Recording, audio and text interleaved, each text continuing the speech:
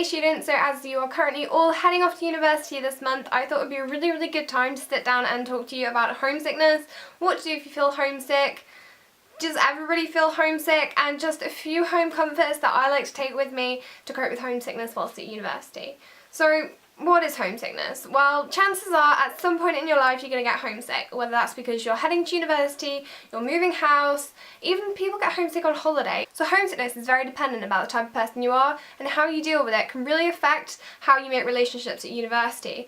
For example, if you're really homesick and you shut yourself away, you might end up not making friends as quickly as the other students who maybe sit down and talk about how much they miss home. So in this video I want to give you some tips, and hopefully it will be useful if you are feeling a bit homesick this freshers week. First up, I want to talk about this little thing. It's a mobile phone and it makes university so much easier. I know that I can pretty much go to my phone, call my mum, call my dad, call my boyfriend, call my brother, call whomever I want to from back home, and if they don't pick up straight away, I will usually get in contact with them later on in the day. There's also Skype, there's Snapchat, which actually I really like Snapchat because it means that you don't have to constantly check in, you can just kind of send a photo of where you are, and whether it's just me being really nosy, I like seeing where people are. So Snapchat, Facebook, all of that, all of those amazing social media websites will help you stay in touch so you never feel like you're truly alone. Literally, this phone here is a complete and utter portal to all of those. So pretty much if you've got a phone, you're about a 10-second call away from someone you love. Of course, parents can always come and visit you at uni, and you can always go visit them back home on the train, or if you're lucky enough to have a car, and I'll make a whole video about train travel because I know it can be a tricky and expensive thing, but I managed to get some of my bills down from £70 to £20, so I think I know a thing or two about train tickets. So yeah, trains, cars are great for visiting home, but your parents can also come and visit you, which does sound just a little bit cringy if you have just started Freshers Week. But honestly, when you're most of the way through the semester and you've got no money and you've got no food, parents coming to visit is a really good thing because they'll often take sympathy on you and they'll take you shopping, they'll take you to the carvery, they may even donate to that student fund of yours. And I cannot tell you the amount of times I've come down to see somebody's mum doing our dishes and me being like, hi?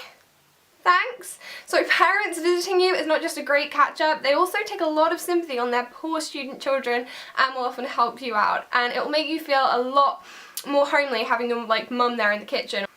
Another thing I wanted to talk about are the few home comforts that I take from my bedroom back home, which is this lovely setup here, and take it to university.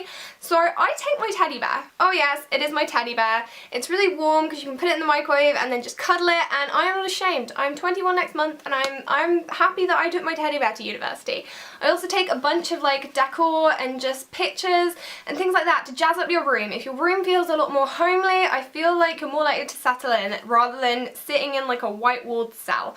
So take a few home comforts with you, and you can also cook home meals. Maybe your mum has a recipe that you adore. I personally know mine is pumpkin soup and mushroom soup, and I've been asking for that recipe for a good 2 years now and still never seen it. But making your favourite foods and making things that remind you of home are really good ideas if you are feeling a little bit down and a little bit disconnected from the ones you love. You can also pick up your favourite hobby. Maybe, like me, if you did karate back home, you can look for a student club that offers karate or an outside club that offers karate. I know my student union pretty much offers everything, so you should be covered there.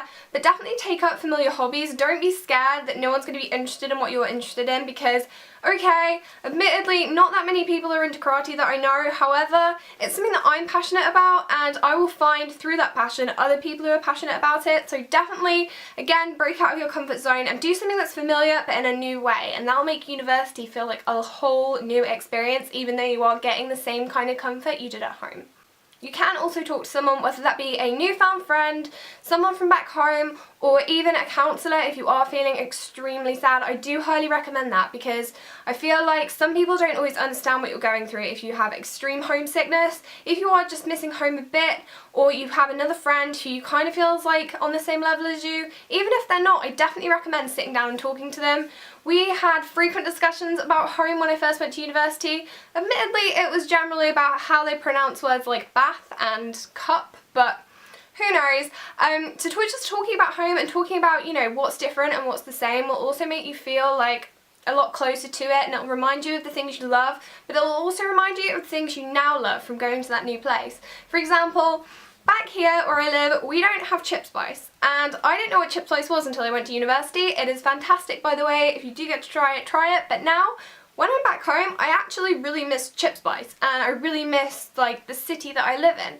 So it's weird to consider the fact that a couple of years ago I really didn't want to leave home, and now I've left home, I miss the things at my university when I'm at home, and of course I miss the things at home when I'm at university. If you are feeling homesick, I'm so sorry, and I would love to give you a hug, but I'm afraid I'm on a laptop screen right now, so can't. Please remember that this is only going to be temporary. You're not going to be homesick for the entire 3 years. I promise you it will pass, and if it doesn't and you are kind of feeling a little bit sad after a few days, I'd say talk to a friend, talk to a counsellor. Really, it's not like a sign of weakness. It's good to talk to people, and it is something really common that all students go through, and even if you're not a student and you're going through homesickness, talk to someone. Strangely enough, the person I miss most is my cat, because I can pick up the phone and call everybody else, but my cat, I don't know, I feel like it's really difficult to hold a conversation with him since he doesn't really understand what I'm saying. So that is the thing that I miss most. Please let me know in the comments below what is the thing you miss most when you're at university, and I'll speak to you guys soon. Bye.